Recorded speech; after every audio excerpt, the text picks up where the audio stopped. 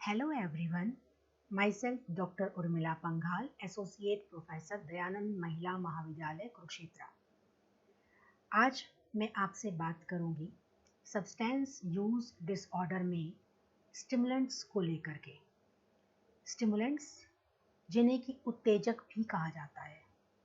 Stimulants psychoactive drugs होती हैं। Psychoactive drugs का मतलब होता है कि वो दवाएं जो हमारी मानसिक स्थिति को बदल देती हैं। उत्तेजक हमारे ब्रेन की क्रियाओं को उत्तेजित कर देते हैं, बढ़ा देते हैं, इसीलिए इनका नाम उत्तेजक या स्टिमुलेंट्स रखा गया है। ये स्टिमुलेंट्स हमारे मूड को और ज़्यादा बढ़ा देते हैं, यानी प्लेजेंट फीलिंग्स आती हैं, और अलर्टनेस को भी बढ़ाते हैं, यानी नींद को कम कर देते हैं और जागृत अवस्था को बढ़ा देते हैं। कुछ स्टिमुलेंट्स लीगली यूज़ किए जाते हैं मेडिसिनल पर्पस के लिए, लेकिन बहुत सारे दूसरे जो स्टिमुलेंट्स हैं वो इलीगल हैं और वो नशा भी उत्पन्न करते हैं। कुछ स्टिमुलेंट्स ड्रग्स हैं जैसे कैफीन, निकोटीन, कोकीन और एम्फेटामिन। अब हम बात करते हैं कैफीन के बारे में। कैफीन से आप सभी वाकिफ़ हैं। ये चाय, चॉकलेट और कोल्ड ड्रिंक्स में मिलता है और ये इसको पीने के बाद व्यक्ति एनर्जाइज महसूस करता है और मेंटली अलर्ट फील करता है। लेकिन अगर कैफीन का बहुत अधिक यूज़ किया जाए तो व्यक्ति में चिंता को बढ़ाता है और व्यक्ति में नींद कम आती है।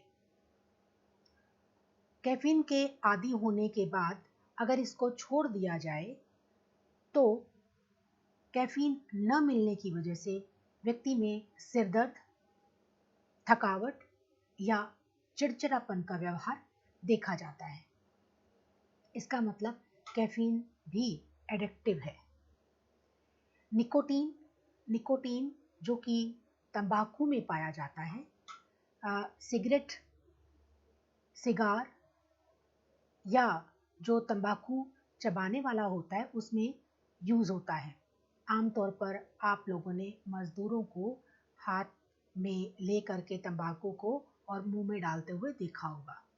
तो ये तंबाकू में निकोटीन का प्रमुख इंग्रेडिएंट होता है और शुरू में जब इसे लिया जाता है तो व्यक्ति को जी मिचलाने वाली फीलिंग होती है या वॉमिटिंग की फीलिंग होती है, लेकिन कुछ ही दिनों में व्यक्ति की संवेदना इसके प्रति खत्म हो जाती है, यानी ये नौजिया और वॉमिटिंग नहीं होती है।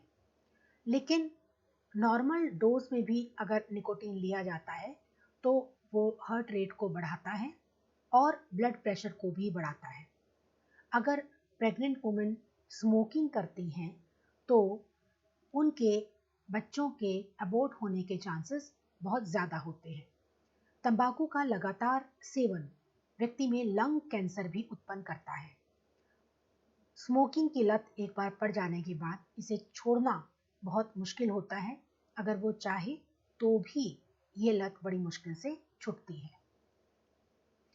अगर स्मोकिंग छोड़ी जाती है, छोड़ने की कोशिश भी करता है, क्योंकि इसमें निकोटीन है। निकोटीन व्यक्ति को आदी बना देता है। तो अगर छोड़ने के बाद व्यक्ति को बहुत उसका व्यवहार चिड़चिड़ापन हो जाता है, उसमें चिंता उत्पन्न होती है, चिंतित रहने लगता है, बेचैनी रहने लगती है, सिर दर्द होने लगता है, उसकी भूख बहुत बढ़ जाती है और जो हैवी स्मोकर्स रहे हैं उनका एकाग्र होकर के किसी काम को करना मुश्किल हो जाता है। अब हम बात करते हैं तीसरे स्टिमुलेंट की, कोकीन। कोकेन जो है कोका प्लांट की लीव से प्राप्त होता है। ये कोका प्लांट जो आप देख रहे हैं ये साउथ अफ्रीका में एंडीज के इस जो पहाड़ हैं उनके स्लोप्स पर मिलता है।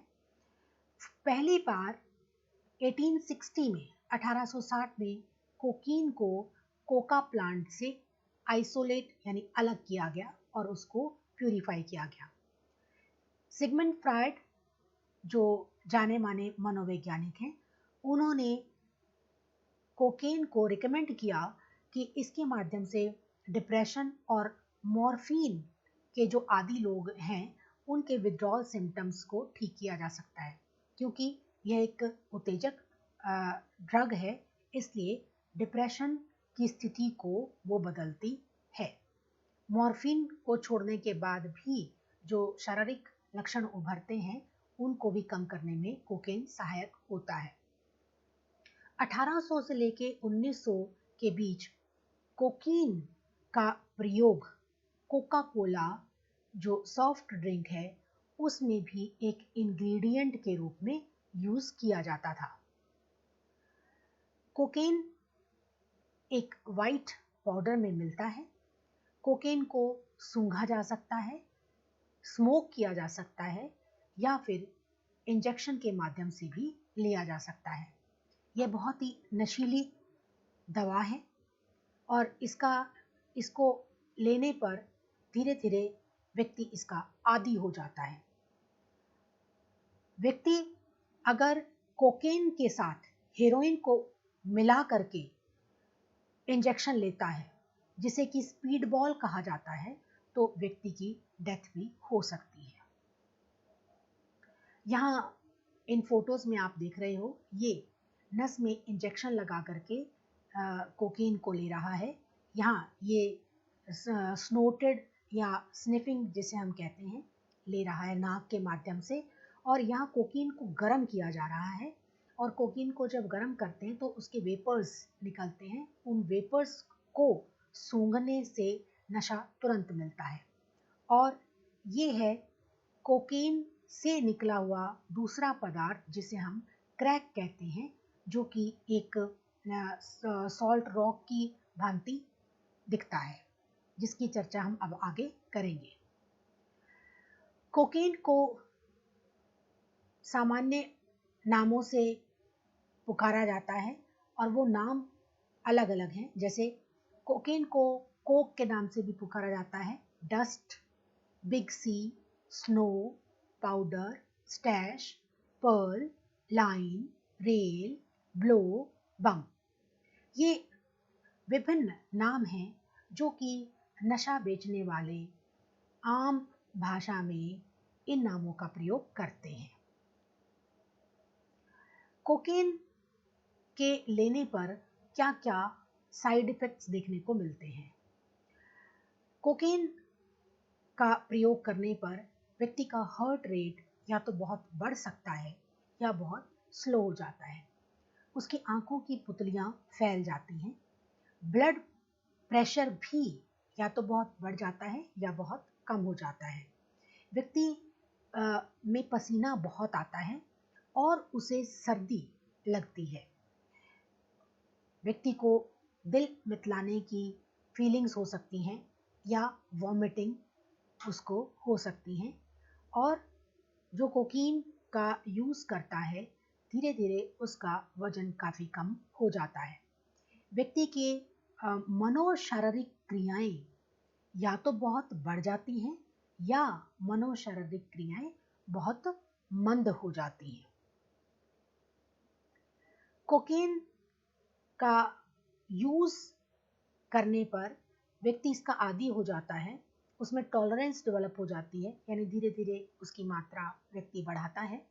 लेकिन अगर इस मात्रा को घटा दिया जाए या कोकीन लेना बंद कर दिया जाए तो व्यक्ति में विथड्रॉल सिम्टम्स उत्पन्न हो जाते हैं। ये लक्षण होते हैं, व्यक्ति का मूड डिप्रेस्ड रहने लगता है, व्यक्ति थका थका महसूस करता है और उसे नींद में बहुत ही अनप्लेजेंट यानी परेशान करने वाले स्पष्ट सपने नजर आते हैं। नींद से संबंधित असामान्यताएं आ जाती हैं, नींद नहीं आती है और उसकी जो भूख है बहुत ही बढ़ जाती है और उसके मनोशारीरिक क्रियाएं बहुत ही मंद हो जाती हैं, क्योंकि आप देख रहे हैं कोकीन एक उत्तेजक दवा है जिससे कि सेंट्रल नर्वस सिस्टम पर यानी ब्रेन पर इसका प्रभाव बहुत ही उत्तेजक होता है, लेकिन इसका प्रयोग बंद करने पर ये व्यक्ति को डिप्रेशन की फीलिंग आती है, थकावट लगती है और दुखद सपने आते हैं। नींद में भी एबनॉर्मेलिटीज आ जाती हैं, या तो बहुत सोता है या नींद नहीं आती है, भूख भी बढ़ जाती है और मानसिक रूप से भी थकावट महसूस करता है और शारीरिक रूप से भी थकावट महसूस करता है। अब क्रैक की बात करते हैं। क्रैक जो है कोकीन से ही निकला हुआ पदार्थ है। जैसे हमने पीछे आपको एक फोटो में दिखाया कि छोटे छोटे चंक्स यानी छोटे छोटे पत्थर के रूप में, छोटे छोटे स्मॉल रॉक्स के रूप में ये होता है और जब इसको गर्म किया जाता है तो एक क्रैकलिंग साउंड आती है, इसीलिए इसका नाम क्रैक पड़ा है। और यह कोकेन से सस्ती होती है, इसलिए जल्दी मिल भी जाती है और जब इसको गर्म करके इसकी भाप निकलती है, उसको सूंघा जाता है तो इसका तुरंत असर होता है। क्रैक बहुत ही ज़्यादा नशीली पदार्थ है और अगर प्रेग्नेंट वुमेन इसका यूज़ करती है तो उसके अबॉर्शन होने के चांसेस बहुत ज़्यादा होते हैं। क्रैक के भी विभिन्न नाम हैं, जैसे candy, chemical, dice, grit, rocks, ball, base और एक और नाम है इसका टॉर्नेडो। अब कोकेन पर जो निर्भरता बन गई है उसको कैसे ठीक किया जाए, तो सबसे पहला जो ट्रीटमेंट का तरीका है वो है डिटॉक्सिफिकेशन का। डिटॉक्सिफिकेशन मतलब कि व्यक्ति के ब्लड से जो नशे का पदार्थ है उसको निकालना। हॉस्पिटल में जो डॉक्टर्स हैं उनकी देखरेख में ये किया जाता है और जो इस नशे को न लेने के कारण जो विथड्रॉल सिम्टम्स उत्पन्न होते हैं उसको भी ठीक करने के लिए दवाएं दी जाती हैं। और ये दो मेडिसिन हैं, डेसिप्रेमाइन और नाल्ट्रेक्सोन। ये इन दवाओं का जिक्र हमने अल्कोहल अब्यूज़ में भी किया था।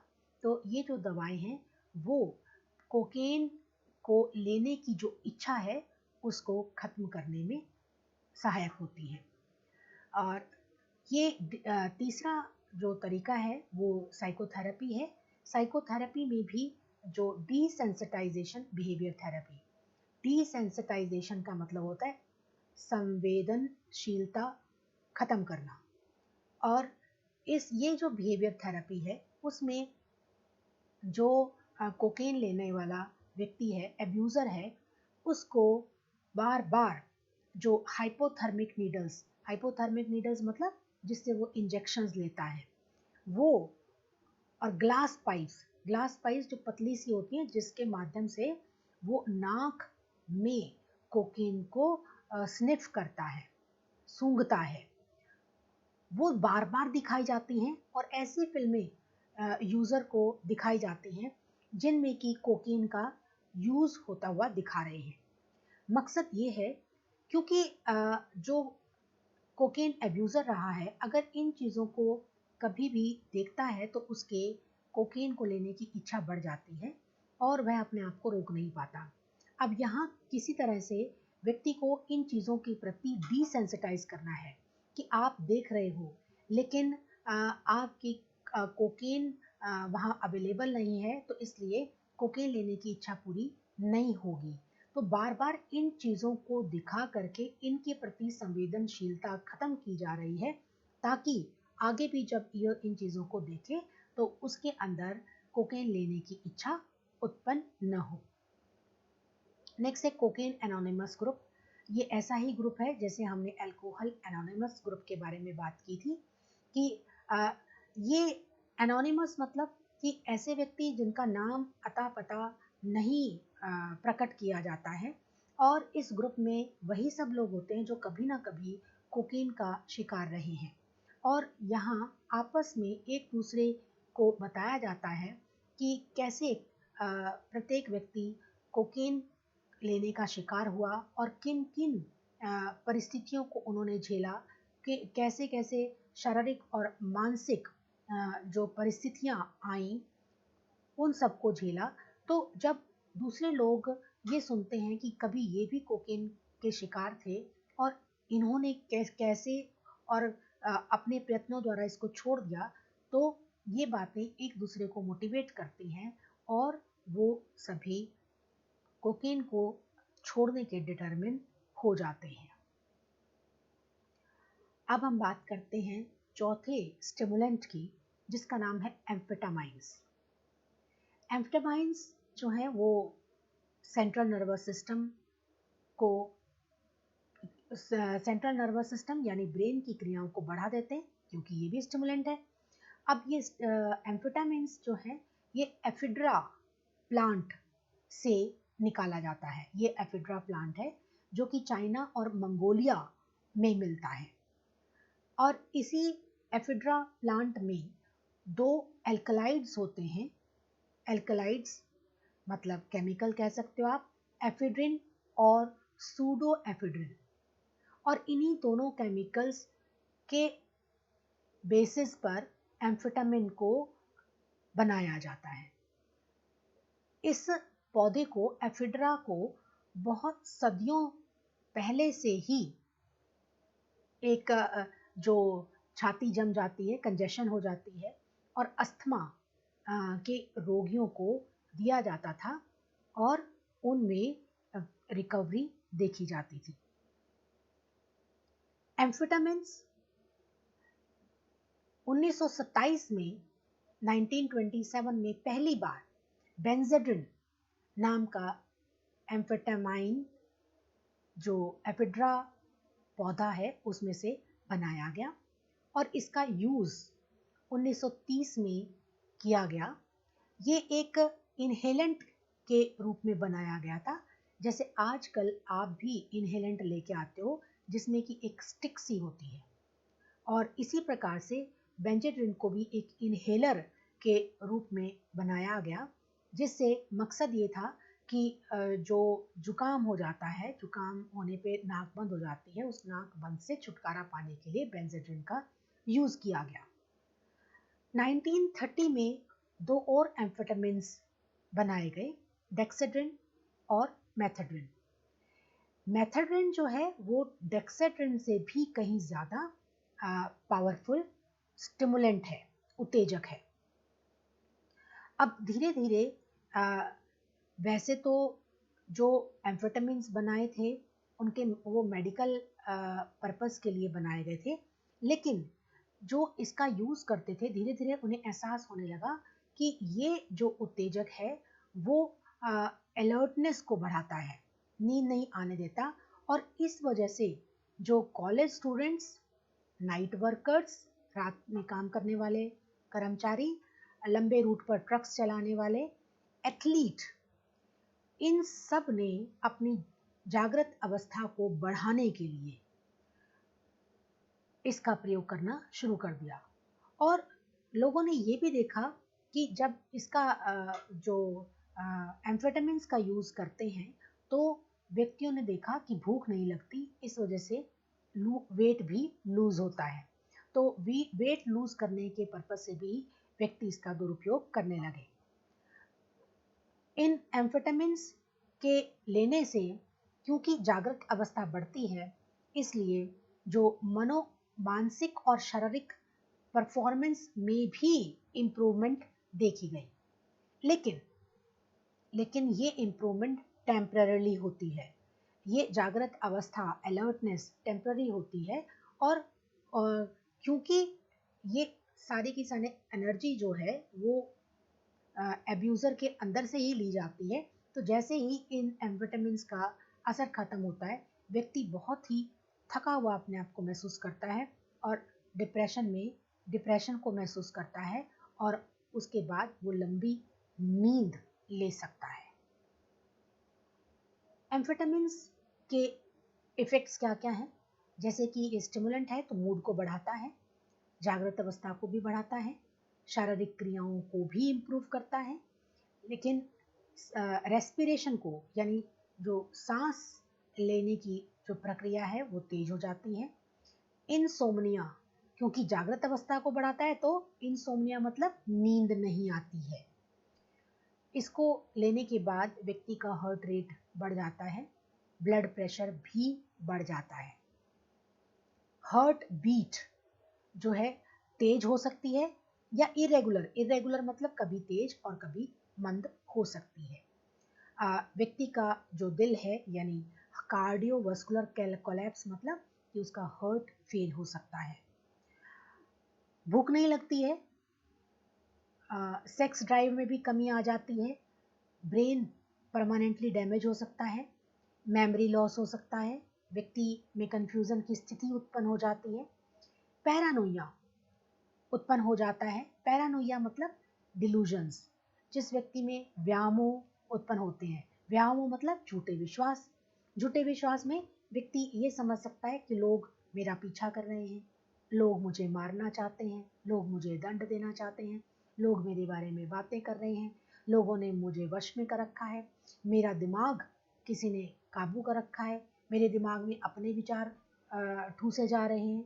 तो ये सब पैरानोइया की स्थिति होती है। हेलुसिनेशंस, व्यक्ति में विभ्रम उत्पन्न हो सकते हैं, यानी वातावरण में कोई चीज़ नहीं है तो भी कुछ चीज़ों को देख रहा है व्यक्ति, सुन रहा है, महसूस कर रहा है, तो ये हेलुसिनेशंस भी हो सकते हैं। और व्यक्ति में दौरे पड़ सकते हैं। और पार्किंसन डिजीज़ में व्यक्ति के का जो बैलेंस है वो प्रॉपर नहीं बन पाता, उसके हाथ पाँव में कंपन रहती है, तो इसी प्रकार की कंपन भी एम्फेटामिन को लेने के बाद व्यक्ति महसूस कर सकता है। और व्यक्ति के दिल में स्ट्रोक भी आ सकता है। कुछ मेडिकल पर्पस से भी एम्फेटामिन्स को रिकमेंड किया जाता है। और जैसा आपने पहले देखा कि इसको लेने से भूख नहीं लगती, तो मोटापे को ठीक करने के लिए एम्फेटामिन रिकमेंड किया जाता है। नार्कोलेप्सी, नार्कोलेप्सी ऐसी बीमारी है जो एज बढ़ने के साथ साथ व्यक्तियों को दिन में नींद आती है। वो कंट्रोल भी करना चाहे तो व्यक्ति कंट्रोल नहीं कर पाता है और बैठे बैठे सो जाता है। तो इस नार्कोलेप्सी को ठीक करने के लिए भी एम्फेटामिन दवा को रिकमेंड किया जाता है। पार्किंसन डिजीज़ को ठीक करने के लिए भी एम्फेटामिन दवा रिकमेंड की जाती है। और जो बच्चे बहुत ही एक्टिव होते हैं, बहुत ही हाइपर एक्टिव होते हैं, जिन्हें कि हम ADHD भी कहते हैं, attention deficit hyper active disorder, इनके लिए भी एम्फेटामिन रिकमेंड किया जाता है। और डिप्रेशन को ट्रीट करने के लिए भी एम्फेटामिन का यूज़ किया जाता है। ये डॉक्टर्स मेडिसिन प्रेस्क्राइब करते हैं तो एक टेबलेट के रूप में, और प्रॉपर जो डोज रिकमेंड की जाती है। कोई भी ये दवाएं अपने आप लेगा तो इसका आदी हो सकता है और इसके साइड इफ़ेक्ट्स बहुत ज़्यादा हैं, जैसे आपने देखा।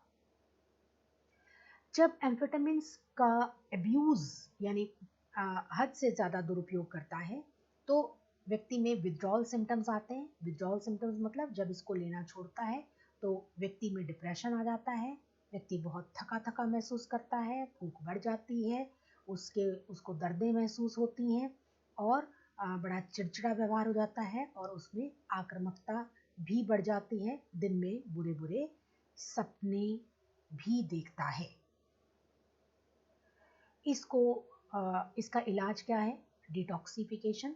डिटॉक्सिफिकेशन यानी कि शरीर से जो नशे की मात्रा है उसको डॉक्टर्स के सानिध्य में निकालना। और डेसिप्रेमाइन टेबलेट है जो कि क्रेविंग्स को कम करती है, और नालट्रेक्सोन भी ऐसी ही मेडिसिन है जो कि क्रेविंग्स को कम करती है। ये नालट्रेक्सोन का एक डोज 3 दिन तक असर दिखाता है, जबकि डेसिप्रेमाइन का असर सिर्फ 24 घंटे तक रहता है। इनके माध्यम से एम्फेटामिन एब्यूज़र